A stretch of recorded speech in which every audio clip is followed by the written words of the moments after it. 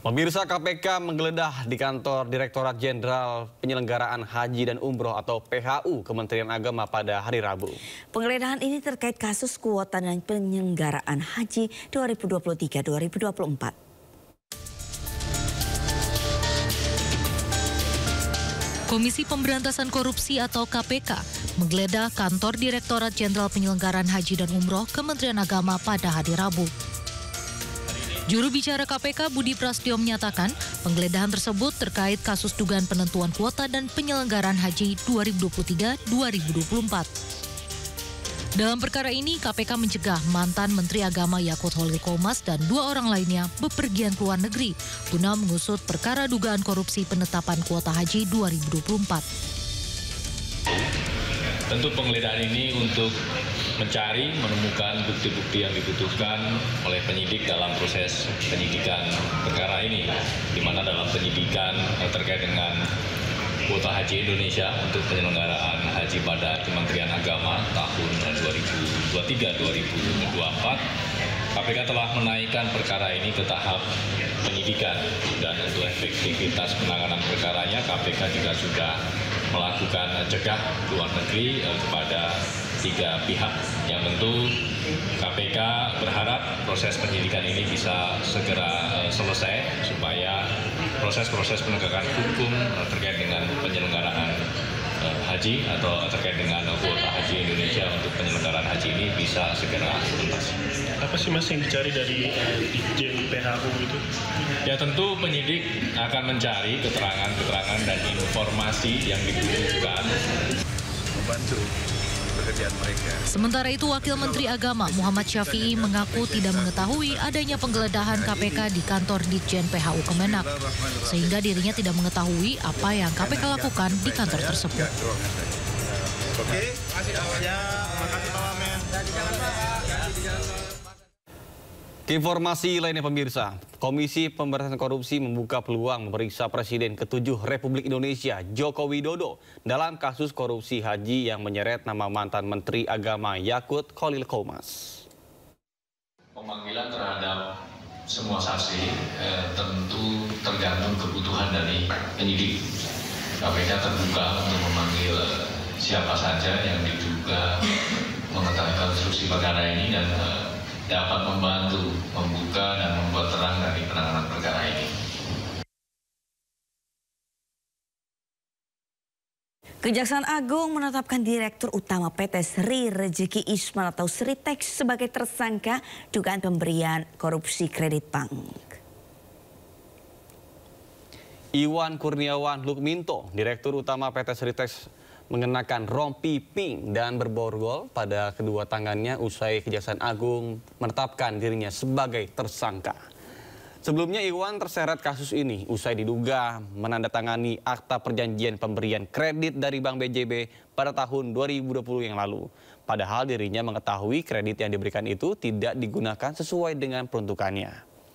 Dikawal oleh petugas Kejaksaan Agung, Iwan keluar dari gedung Kejagung pada Rabu malam dan masuk ke mobil tahanan.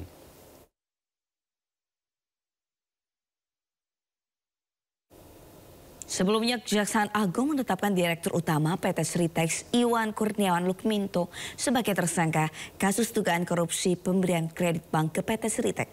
Dalam kasus ini, Iwan menjadi tersangka ke-12 yang ditetapkan oleh Kejagung. Kami sampaikan bahwa berdasarkan hasil pemeriksaan dan alat bukti yang telah diperoleh tim penyidik, yaitu berupa keterangan saksi-saksi, surat, juga ada ahli.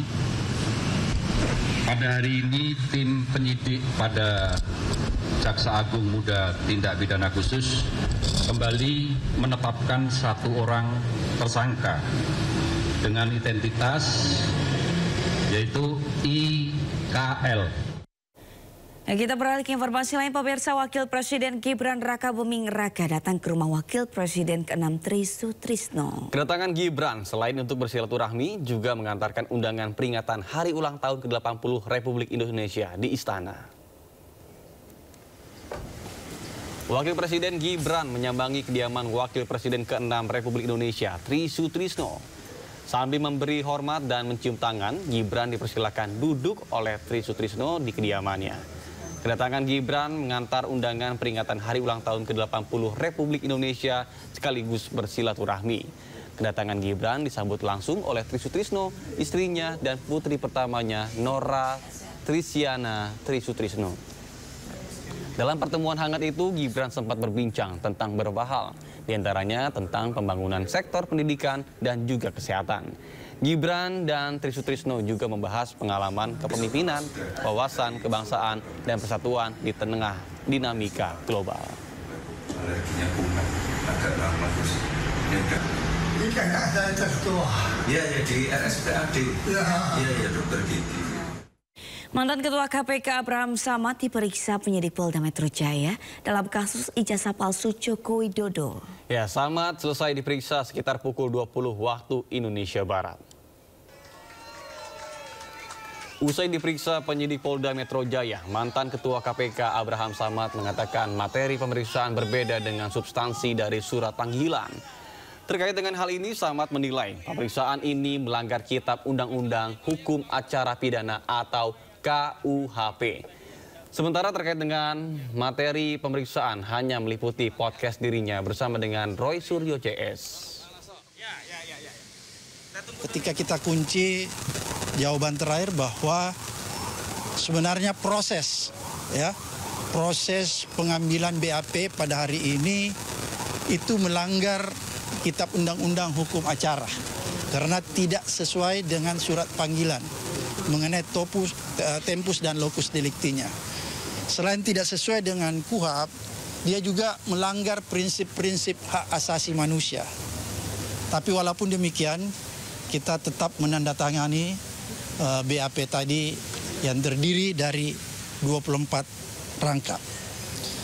Kira-kira sampai di situ yang jelas intinya sebenarnya kalau kasus ini terus di blow up, dikapitalisasi oleh penyidik dan dipaksakan, maka ini adalah sebuah bentuk pembungkaman terhadap kebebasan berpendapat dan berekspresi.